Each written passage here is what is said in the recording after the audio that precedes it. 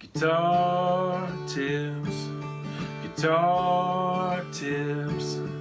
just the tips, just for you. Guitar tips.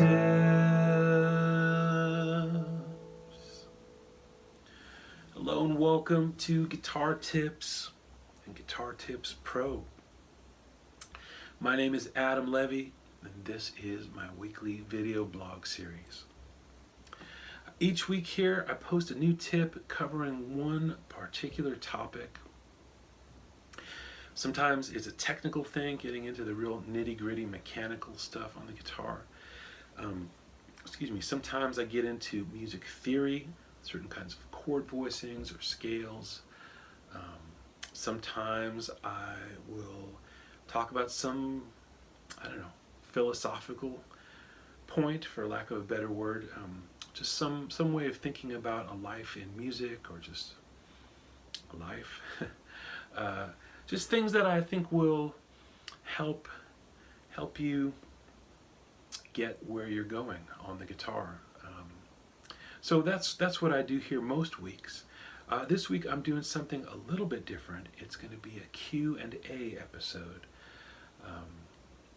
I recently asked folks on my Patreon page to send in some questions, stuff that's been on their mind about playing the guitar, and stuff that's puzzling or challenging or whatever. So I'm going to answer a few of those questions here. Now, if you're wondering, what did he just say? Patreon? I don't know what that is. So there's only one way to find out, and that's to click on the link down below. You'll see it there. It says guitartipspro.com. That'll take you there, and that's where you can take the plunge and go pro. In the meantime, I'm going to share some questions from the community there, and see what I can do to answer those questions. So let's see. Ali Bakar writes, how do you incorporate non-tertian harmony, for example, quartal, quintal, secundal, and so on, into your playing? So let me break that down in case that doesn't make sense to you. Tertian harmony is harmony built in thirds. So that's kind of traditional triadic harmony, like, triads. And even when we have seventh chords, it's still music that's built in thirds. So we could think of that as tertian harmony. Even when you do different voicings and different, inversions and stuff, still the root of it is that tertian harmony. So how do you break out of that? There's different ways to do that. There's a great book by Randy Vincent called 3-Note Voicings for the Guitar, and he gets into a lot of that, a lot of alternative voicings.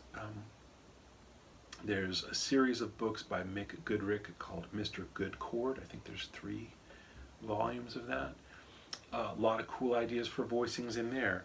To keep this kind of just short and sweet, or quick and dirty, or whatever, I'll tell you how I do it on the fly when I'm on a gig and I go, gosh, I'm just getting tired of all this kind of triadic sounding stuff. What can I do to break out of that?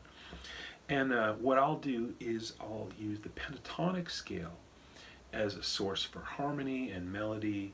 And so like here, I've been playing A major, right? So here is an A major pentatonic scale.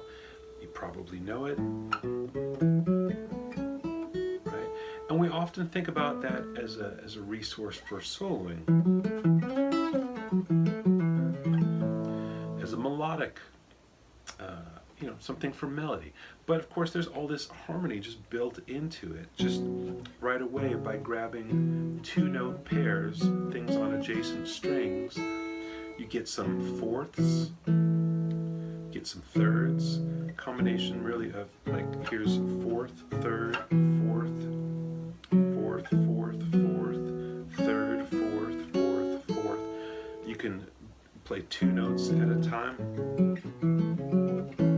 So you could use these as alternative sounds when you have an major band. Boy, learn to finger pick, Adam Levy. Anyway, when you've got an A major thing going on, I don't have a looper pedal, so you just have to loop it in your mind. You can play these kind of sounds, which all just come right out of A major pentatonic. That's combining, some of these would be a fourth and a fourth. This is a fourth and a third. This is 2/4. In other words, that's a fourth and that's a fourth. So right away it gets you into some different sounds, and of course you can play fifths. There's a fifth here, a fifth here, a fifth here.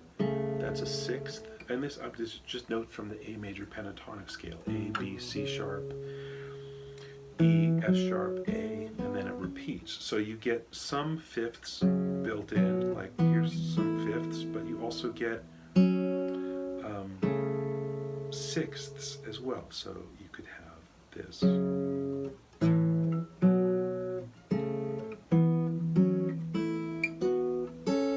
And all that would go over A. And again, you could combine, you could have, I'm just thinking shapes, things that I can grab that are just part of the pentatonic. Even if you wanted to get a more closer together sound, because he asked about harmony in seconds, you can do some of that here. So if you start A and B together, that's a second, and then B and C sharp is a second, C sharp and E is a third, but then you get into seconds again. That's a third, second, second, third, second, third. And again, you could stack those up in different combinations. So in doing it that way, you're a little bit just at the mercy of the way that the pentatonic scale is structured. But to me, it's pretty refreshing change from just playing, you know, the diatonic stuff that we get. It is diatonic, but because of the weird gaps in the scale, it gives you some different intervals. So that's my answer to that question.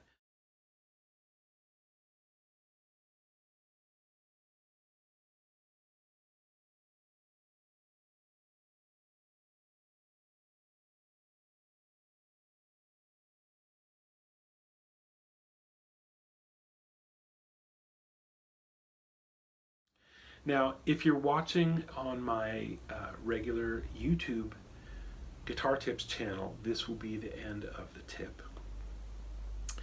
Just gives you a taste of what's going on here. Hopefully insightful and interesting and informative for you. If you want to go deeper and tackle more guitar related stuff and in a more in-depth way with more content, really, MP3s, PDFs, playlists, guest tips, just tons more stuff, really, all in the service of helping you keep growing as a guitar player. I mean, really, that's what this channel is about. It's about growing. So if you want more nutrition to help you grow, Guitar Tips Pro will be the place to find that. That's down below. Okay, thanks for tuning in. Stay tuned and take good care.